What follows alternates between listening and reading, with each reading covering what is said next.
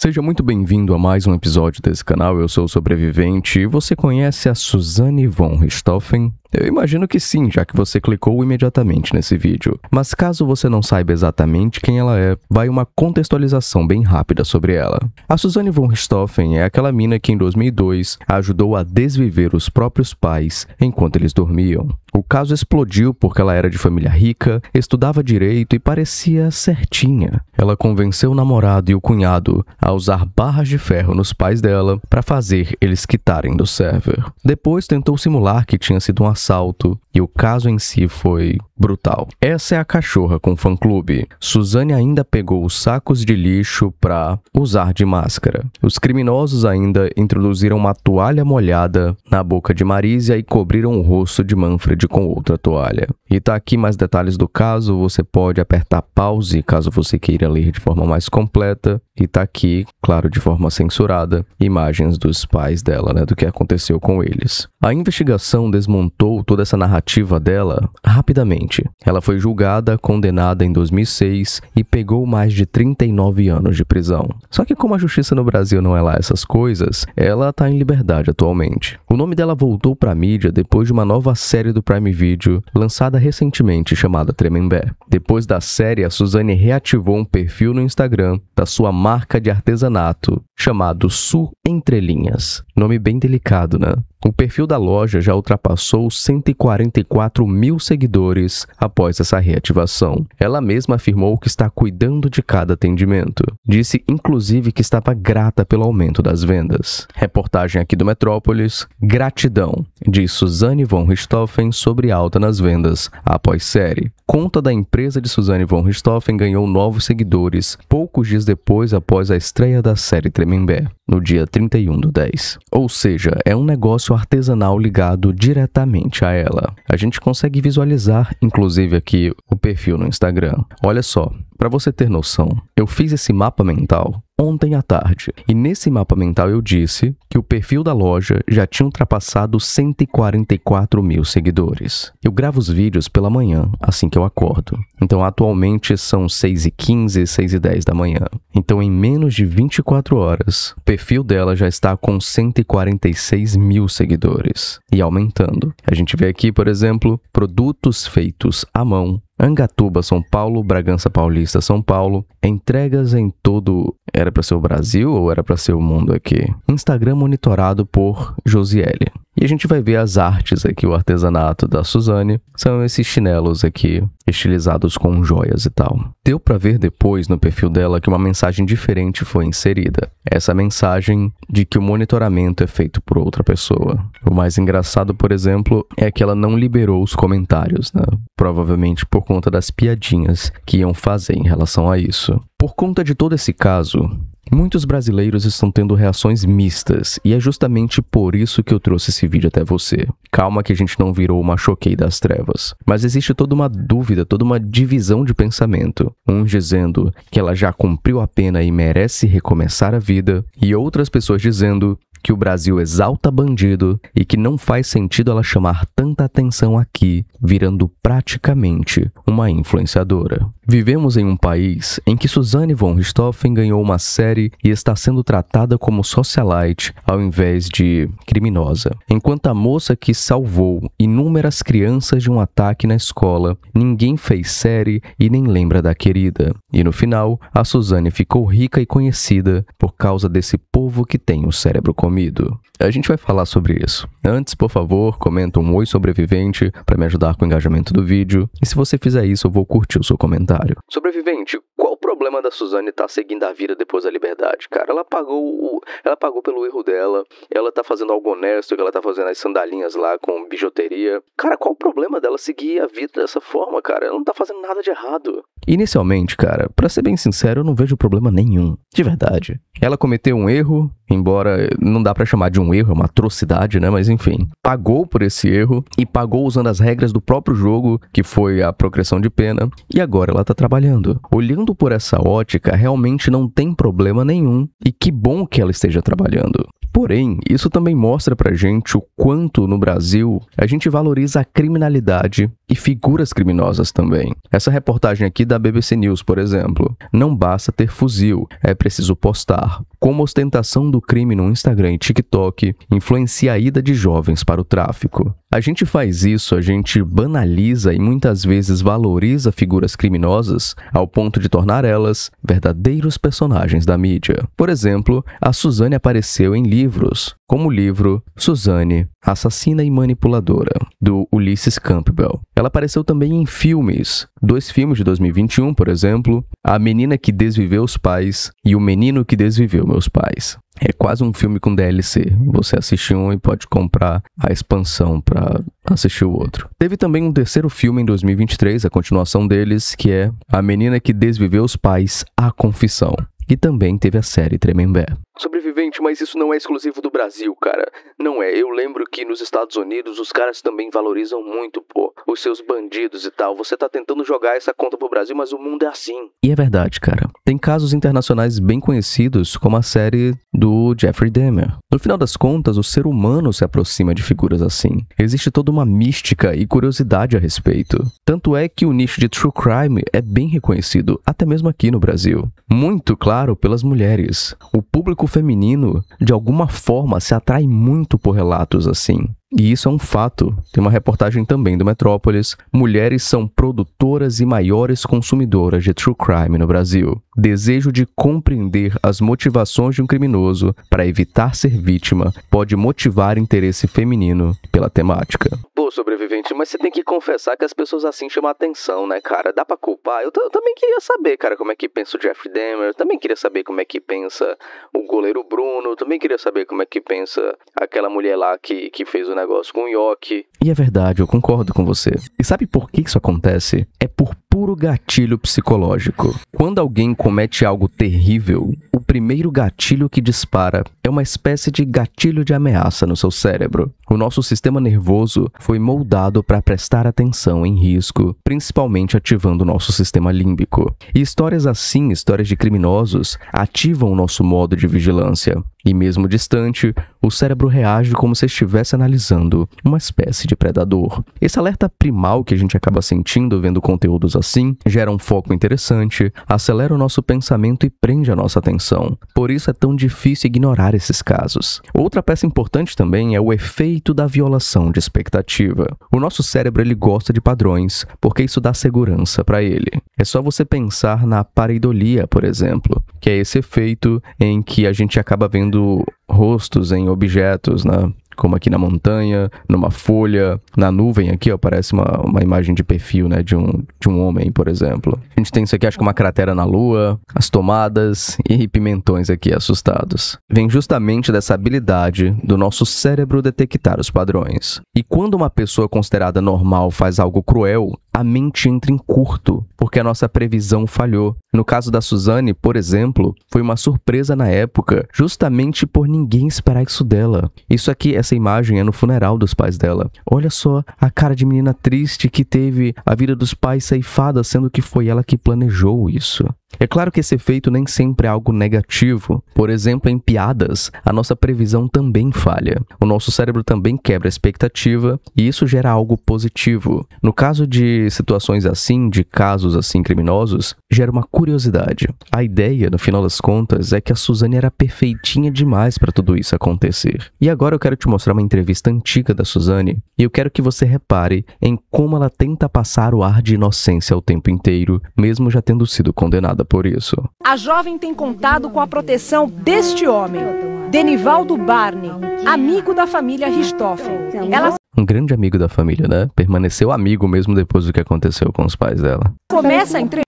Olha só, ela tá com uma roupinha rosa, de cachorrinho aqui, cabelinho preso com presilhas cor-de-rosa. Isso aqui é uma mulher, isso aqui não é um bebê não, isso aqui é uma mulher que planejou o que aconteceu com os próprios pais e tá pagando de inocente aqui. Entrevista mostrando fotos de amigos e da família. E aqui? Essa é a vovó. Quando que vocês tiraram essa foto? No aniversário dela, fui visitar. 22 anos, ó, fingindo que tem 15. Ela. De mãos dadas com o protetor, fala sobre a relação com o ex-namorado Daniel Cravinhos. Olha só, de bracinhos dados com o advogado e com o amigo da família, olha, como se fosse uma criancinha segurando o braço do pai. Muito. Você acha que se você não tivesse conhecido o Daniel, nada disso teria acontecido na sua vida? Não, nada disso. Não, a culpa é do Daniel. Suzane olha para Barney. A entrevista continua. Ela diz ter sido manipulada pelo ex-namorado. Ele sempre me dava muita droga, muita droga.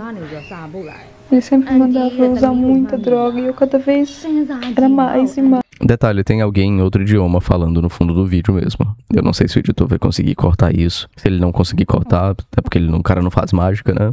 É normal desse vídeo aqui mesmo, já que é um material antigo. Mais e mais droga, e ele me dava mais droga. E isso foi acabando comigo. Ele falava, se você me ama, usa. Se você me ama, usa. Se você me ama, faz isso. E eu ia.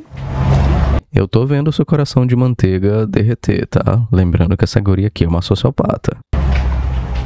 No dia seguinte, 2 diálogos flagrados pelo Fantástico mostraram que estávamos diante de uma farsa.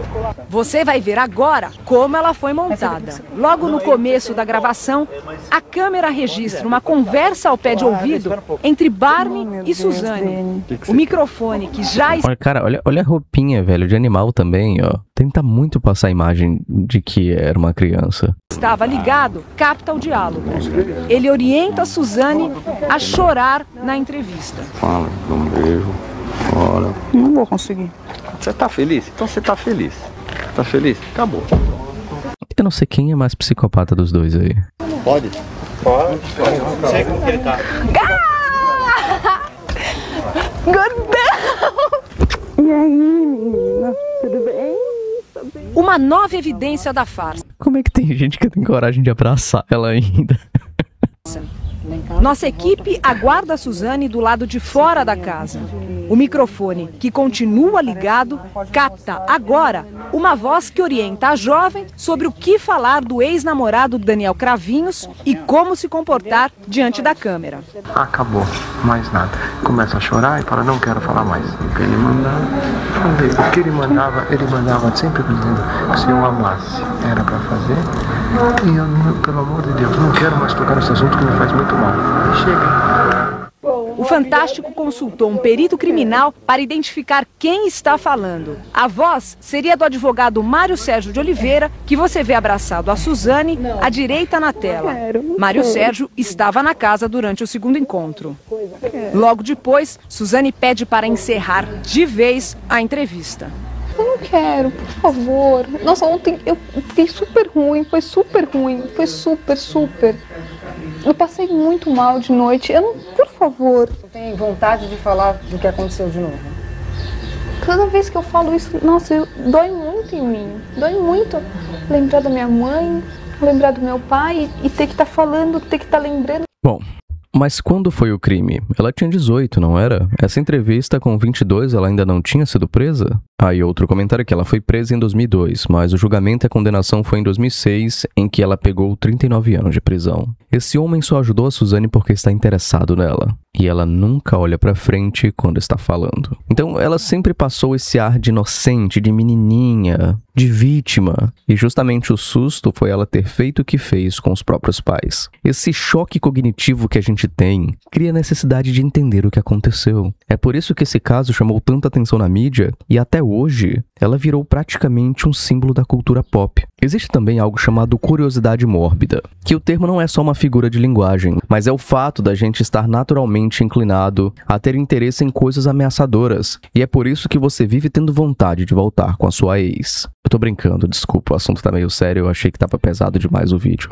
Mas num passado evolutivo, prestar atenção no que te gerava perigo ajudava a sobreviver. Então a gente preservou uma certa curiosidade nesse aspecto. O grande problema, na verdade, acaba sendo o sistema de justiça do Brasil. É difícil olhar pra esse caso e não sentir revolta, porque... Mas a mulher planejou, cara, fazer o que fez com os próprios pais. Isso aqui é um trecho da série, no caso. Não é a Suzane de verdade aqui. Ou é do filme. Enfim, de alguma peça de mídia. Então não foi uma parada que ela fez por impulso. Ai, porque foram muitas drogas, que não sei o que. Não foi uma situação que saiu do controle. Foi planejamento. É o tipo de crime que desmonta qualquer noção básica de humanidade. E aí agora ela tá solta, vendendo chinelo na internet, com um perfil que explodiu só pela menção do nome dela. Ela nem utiliza o nome dela no perfil, e só por saberem que é da Suzane, ele já explodiu em quantidade de seguidores. Enquanto isso, os pais dela estão há mais de 20 anos no outro plano. Por isso, muitas pessoas são a favor da pena de morte, porque se alguém matou outra pessoa com essa intenção, essa pessoa supostamente deveria perder a vida.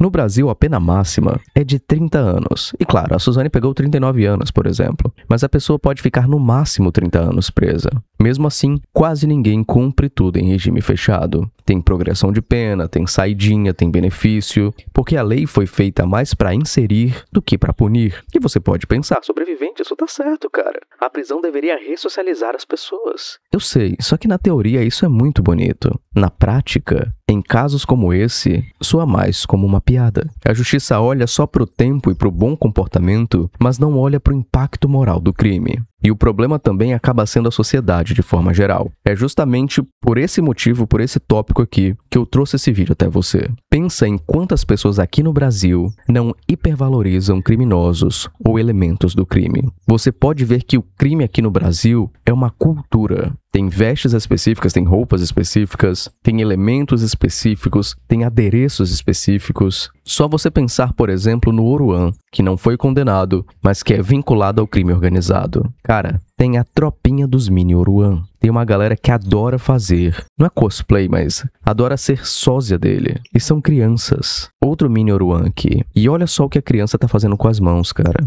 Olha só o que ela está fazendo. Qual é o tipo de ensinamento que uma criança dessa tem? Qual é o tipo de futuro que uma criança dessa pode ter? Eu estou culpando as crianças? Não, cara. São os pais que permitem esse tipo de coisa. Mas existe uma visão heróica dessas figuras criminosas aqui no Brasil. E esse pensamento é algo bem doentio, na verdade. Isso lembra muito o conceito de anomia do Emile Durkheim. A ideia é que quando a sociedade perde os seus referenciais morais, os limites ficam bem borrados. No Brasil, o crime vira entretenimento, porque a gente já está tão acostumado com a violência que ela deixa de chocar, vira parte do cotidiano. E isso cria uma confusão moral. Os criminosos viram celebridades, viram meme, viram elementos da cultura pop, e as vítimas viram apenas estatística. A gente simplesmente se acostumou com isso aqui no Brasil. Eu não sei se você lembra, teve um ciclista na lagoa para levar a bicicleta daquele cineasta José Padilha. Tem até um vídeo dele na internet falando sobre isso. Ele estava comentando, no Brasil a gente perdeu um pouco a noção, o senso do que é ridículo, né? Uma pessoa ser para levar uma bicicleta. Ele falou, se isso acontece em Nova York, no Central Park, fecham o Central Park. Ninguém mais anda no Central Park. Assim, eu não sei se é verdade. Nunca aconteceu isso no Central Park. Tipo, eu acho que ia ter uma investigação, claro, mas os caras iam fechar o Central Park por conta disso. Mas eu posso estar errado também, né? Não é complexo de vira-lata, eles são melhores do que nós e tal.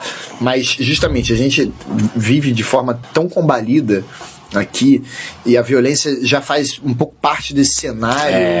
É uma coisa que não surpreende. Não, é todo dia. É todo dia. E aí, cara, eu fico pensando, eu moro em cidade pequena, né? Já falei isso em alguns vídeos aqui. E eu fico pensando em como tem conhecidos meus que moram em cidade grande, em que, por exemplo, rola tiroteio no trânsito, em que é normal todo dia o carro funerário passar na frente da casa. E a pessoa fala isso da forma mais natural do mundo.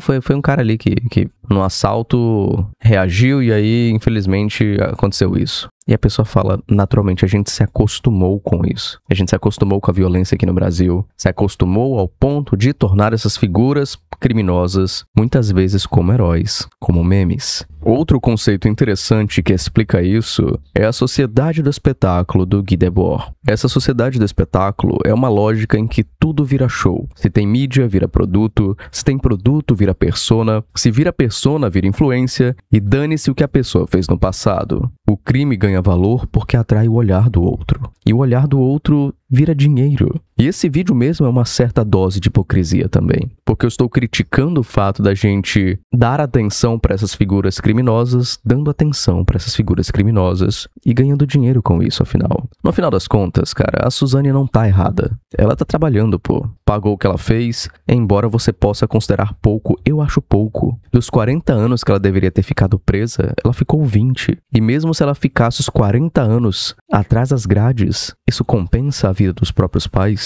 Isso soa justo na balança do universo? Pra mim não soa. Mas todo esse caso mostra o quanto a gente já meio que perdeu a cabeça no Brasil. Os criminosos são valorizados, tem séries, filmes, livros, pequenos sósias, como você viu os oruanzinhos, e pessoas de bem são consideradas idiotas. Eu já abordei isso em outros vídeos, mas em como aqui no Brasil ser honesto é praticamente você colocar uma etiqueta de idiota na sua cara. O poste continua mijando no cachorro. Com isso, a minha dica de sobrevivência no Brasil de hoje é: não deixa essa romantização do crime te alcançar. Aos poucos, essa valorização de atitudes criminosas acaba te fazendo ver esse meio como algo desejável, seja pela estética de bandido ou por pequenas atitudes desonestas. Mas por pior que pareça, tente permanecer correto. Mesmo quando todo mundo estiver fazendo e valorizando o errado, tente ser a pessoa mais correta possível. Afinal de contas, o certo é certo, mesmo que ninguém o faça. O errado é errado, mesmo que todos se enganem sobre ele.